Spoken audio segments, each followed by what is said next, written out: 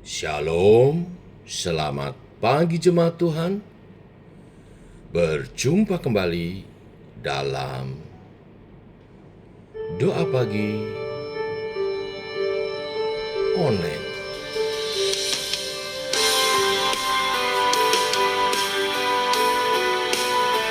Tiada sepertimu.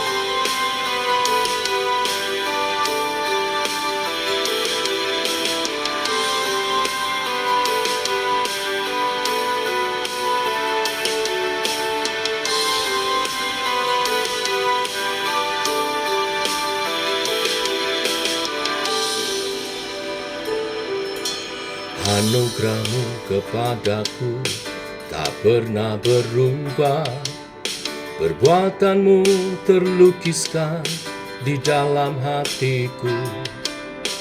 Tercengangku dibuatmu, ku kagum padamu. Tak ada hal di hidupku yang luput darimu. Kau terawal dan terakhir, pencipta segalanya. Seluruh bintang pun bersinar oleh ucapanmu.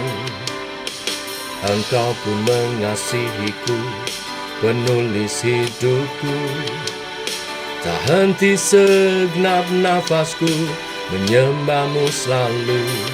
Kau indah, kau mulia, tiada sepertimu. Ku ingin hidupku menyenangkanmu.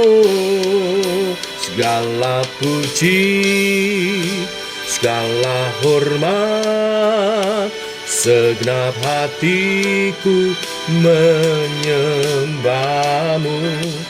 Terimalah segenap hidupku sebagai persembahan yang hidup. Oh,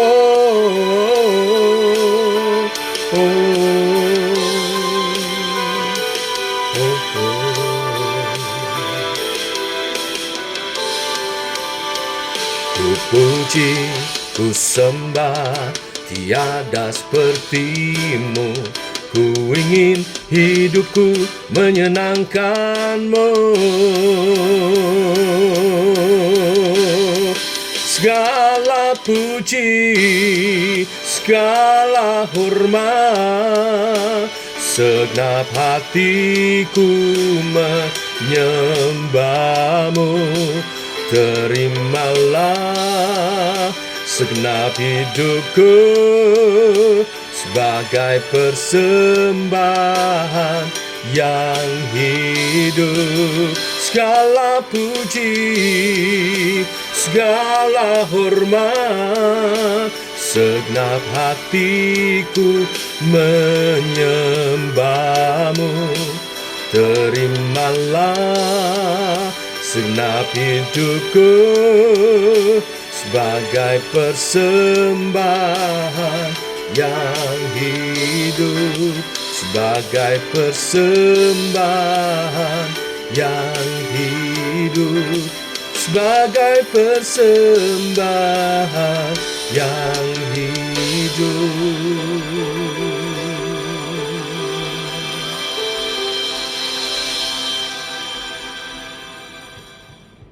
Tiba waktunya untuk kami merenungkan firman-Mu. Firman-Mu lah suluh dan terang bagi jalan kami. Tuntun langkah kami oleh kebenaran firman yang sebentar kami renungkan. Sehingga hidup kami menyatakan kemuliaan Tuhan sebagai ciptaan-ciptaan yang baru yang hidup seturut kehendak dan rencana.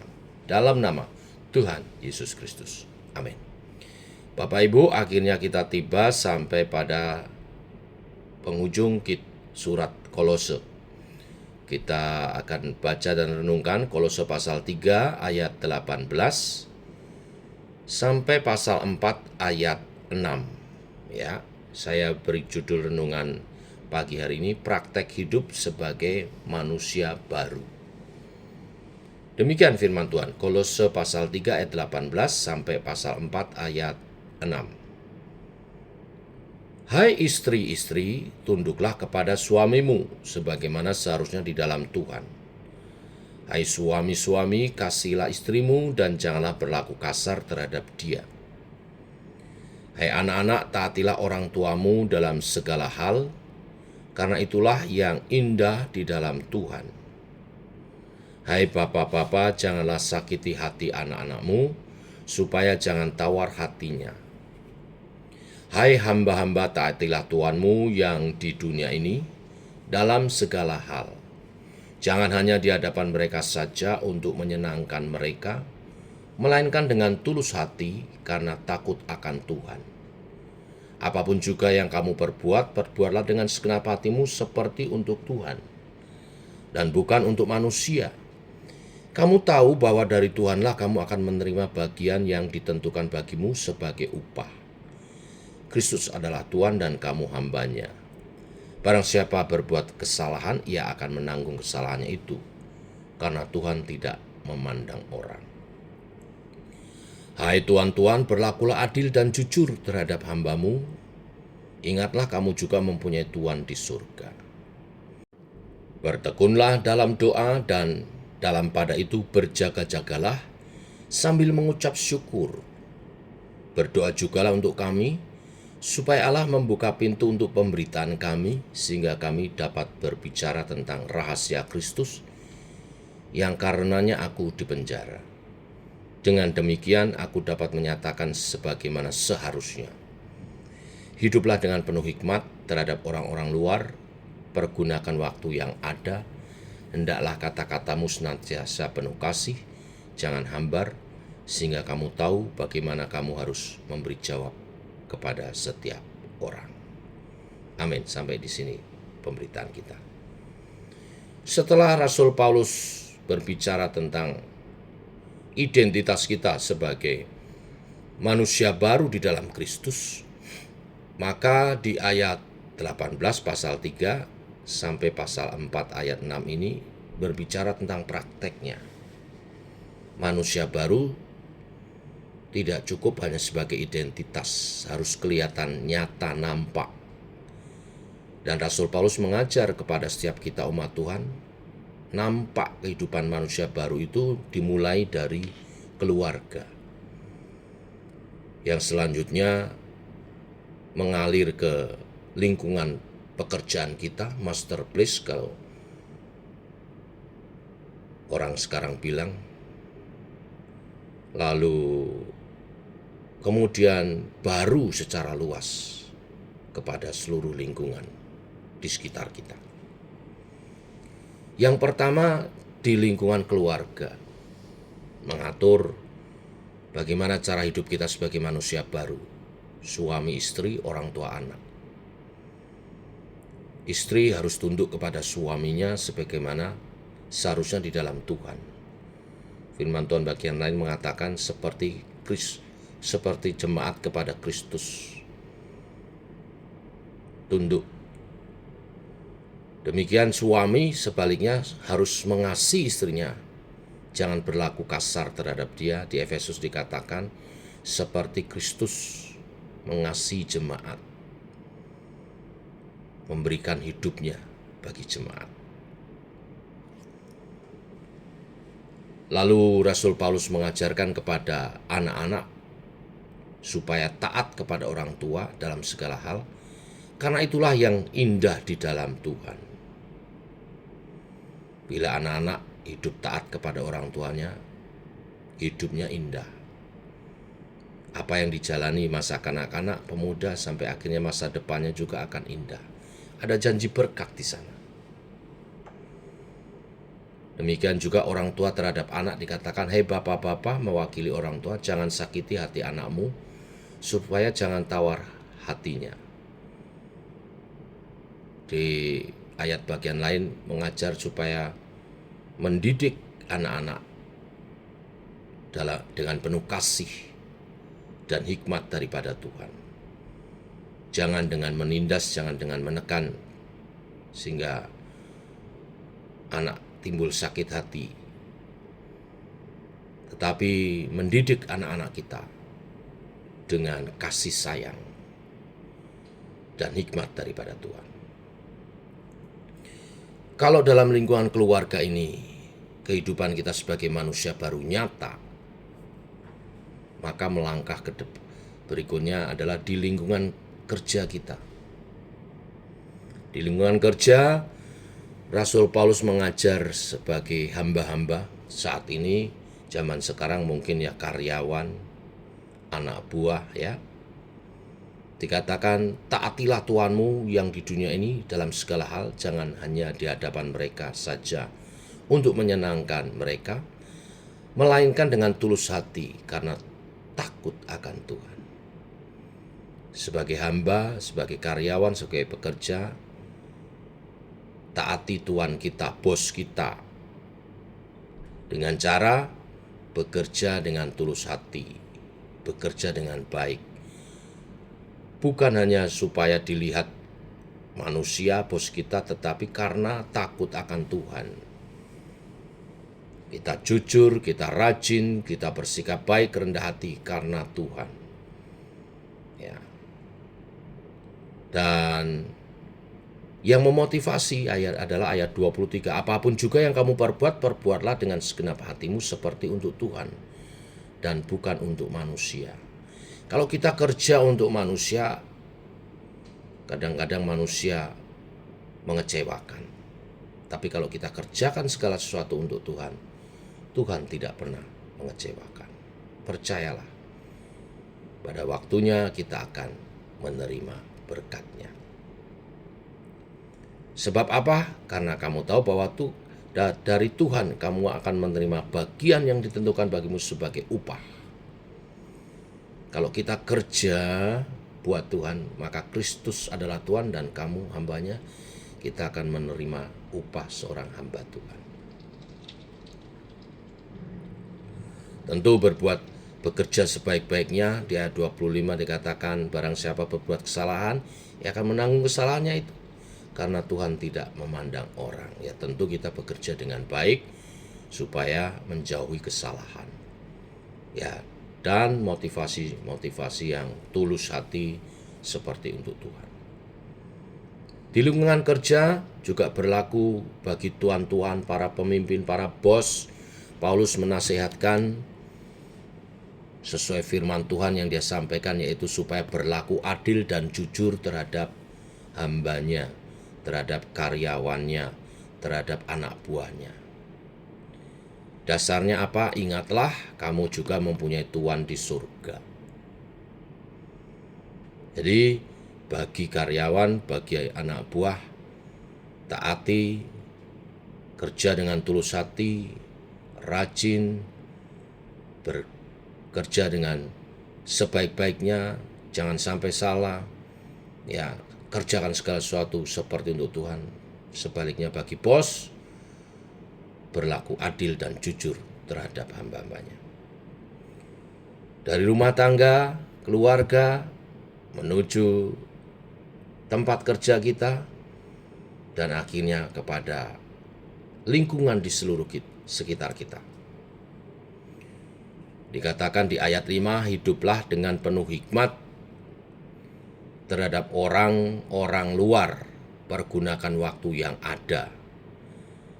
Hendaklah kata-katamu senantiasa penuh kasih, jangan hambar, sehingga kamu tahu bagaimana kamu harus memberi jawab kepada setiap orang.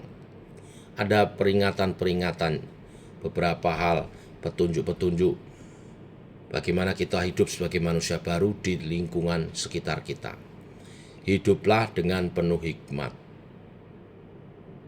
Jangan seperti orang bebal. Kita hidup di tengah dunia, tapi kita tidak boleh menjadi duniawi. Seperti ikan ada di laut, tetapi dia tidak menjadi asin. Hanya ikan mati yang kemudian jadi ikan asin. Tetapi kalau iman kita hidup, kita akan tetap tawar, tidak diasinkan oleh dunia. Ya, artinya kita hidup dengan penuh hikmat. Kita hidup berbaur, bergaul, tapi kita tidak menjadi duniawi. Lalu pergunakan waktu yang ada. Walaupun hidup dengan lingkungan sekitar kita, tetap utamakan ibadah. Juga utamakan persekutuan dengan orang-orang percaya. Jangan bergaul terus dengan lingkungan kita di luar Tuhan sampai kita lupa waktu untuk Tuhan dan persekutuan dengan sesama seiman, saudara seiman. Ada waktunya kita beribadah dan bersekutu dengan saudara seiman. Ada waktunya kita berkumpul dengan orang-orang di lingkungan kita untuk menjadi garam dan terang bagi mereka. Ya. Kata-katamu senantiasa penuh kasih. Hendaklah kata-katamu senantiasa penuh kasih. Jaga perkataan kita. Perkataan yang membangun, perkataan yang meneduhkan, perkataan yang menguatkan, penuh kasih. Jangan hambar. Ya. Kalau garam jadi tawar tidak ada gunanya. Itu semua kita lakukan dengan ayat 2, bertekun dalam doa, berjaga-jaga sambil mengucap syukur, berdoa juga untuk kami, hamba-hamba Tuhan, supaya dapat membukakan pintu untuk pemberitaan Injil. Jadi, hiduplah dengan penuh hikmat, pergunakan waktu yang ada, itu kita lakukan terus bersama, bertekun dalam doa dan berjaga-jaga mengucap syukur. Sehingga satu hari Yesus datang kedua kali kita dapat memberi pertanggungan jawab. Bahkan kepada setiap orang. Di mana setiap orang yang diizinkan Tuhan bertemu dengan kita adalah setiap orang di mana kita menjadi kesaksian bagi Dia dan kita membangun imannya. Biarlah kebenaran firman hari ini memberkati kita semua, praktek hidup sebagai manusia baru, dimulai dari keluarga, berlanjut ke tempat kerja, dan akhirnya pada lingkungan luar sekitar kita. Hidup kita jadi kesaksian sambil tetap bertekun di dalam doa dan persekutuan. Tuhan memberkati. Mari kita berdoa. Bapa, kami mengucap syukur oleh kasih anugerah-Mu, rahmat-Mu baru. Demikian pagi hari ini, firman-Mu meneguhkan setiap kami bahwa sebagai ciptaan Allah yang baru di dalam Yesus Kristus, tidak hanya identitas kami diperbarui, identitas itu harus nyata dalam praktek hidup sehari-hari. Dan firman-Mu hari ini mengajar kepada kami, menyatakan itu mulai dari keluarga, selanjutnya di tempat kerja, dan akhirnya kepada lingkungan di sekitar kami.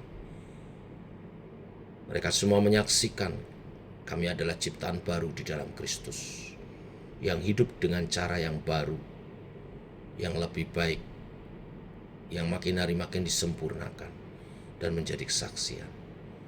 Sehingga sekitar kami pun dimenangkan bagi Tuhan. Setidaknya melihat Tuhan melalui kehidupan kami. Roh Kudus, Allah menolong kami mengenapi kebenaran firman ini. Dalam nama Tuhan Yesus Kristus. Amin. Demikian Bapak Ibu jemaat Tuhan, selamat pagi. Jangan lupa nanti malam kita berkumpul via Zoom dalam komsen umum. Juga berdoa untuk rapat panitia retreat ya. Sampai berjumpa nanti malam. Tuhan memberkati. Shalom.